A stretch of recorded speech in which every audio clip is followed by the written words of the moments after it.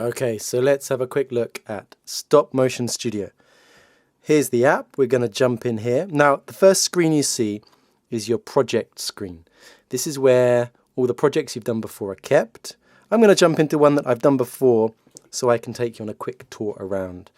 The first thing you might notice is this big red button here. This is where you take your pictures and then they appear on the timeline along the bottom.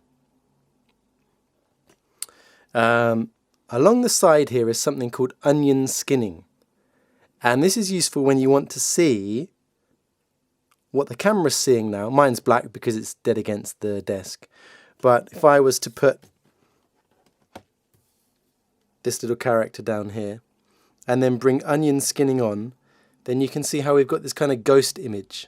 And I can slide between all what I can see with the camera or only the last frame that was taken.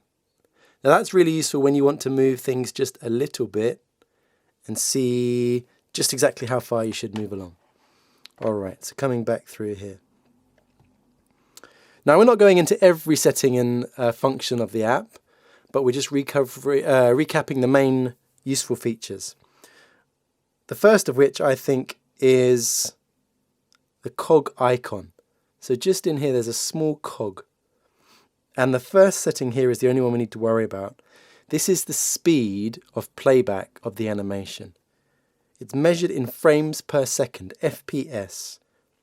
If I play this back at something like frames per second, 12 frames per second, and here is the play button just under the red take a picture button, then you can see that my bird flies along the screen and it looks kind of alive. That's basically what animation is, remember. Bringing things to life. So if I come back, let's put it back down to say 4 frames per second. Then we get a much more jerky and each frame is a bit more evident. So all I'm doing there is tapping on the cog icon. This one just down there, my finger's just covering it up now. The cog icon.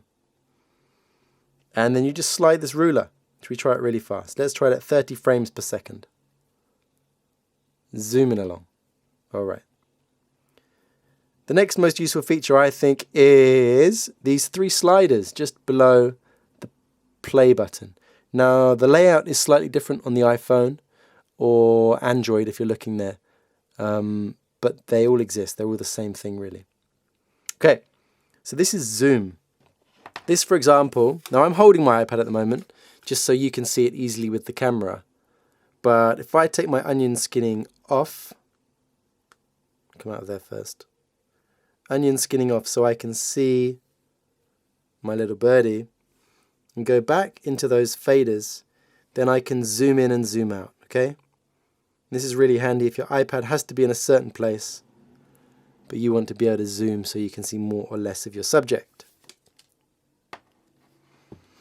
Okay, now this is really handy. Let's line that up a bit. Down here is a question mark. And you'll notice that if you tap the question mark, each of these things is labeled. Now, so if you can't remember exactly what button does what or where you should go, this, is, for example, is saying camera settings for the faders. Whereas over here, it's just called that cog settings. So turn that on, turn that off. Let's talk a bit about the individual frames. So these pictures that I've taken have become frames in my animation. Let's say I don't want these big 2 at the end. So I'm just going to tap a frame and then I can choose delete down in the bottom corner. Or let's say I want to delete a couple of them. I'm going to tap, choose select, and then they're both blue. Then if I tap again, I can do whatever I want. The main things you're going to want to do for now is delete them and maybe select a few at once. So let's delete those.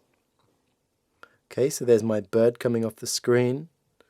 If I just delete my title screen here now, tap it, delete, then let's say we should get quite a nice kind of loop of this bird kind of taking off and disappearing, coming through. Okay, that should just about cover everything we need for now. Have a play Any questions, then we'll cover those in the club on Monday. I'm looking forward to seeing you all. I hope you've been, those of you that did level 1, I hope that you're been practicing your animation skills. And if not, then have a quick play over the weekend and look forward to seeing you in the club on Monday. All right, bye-bye.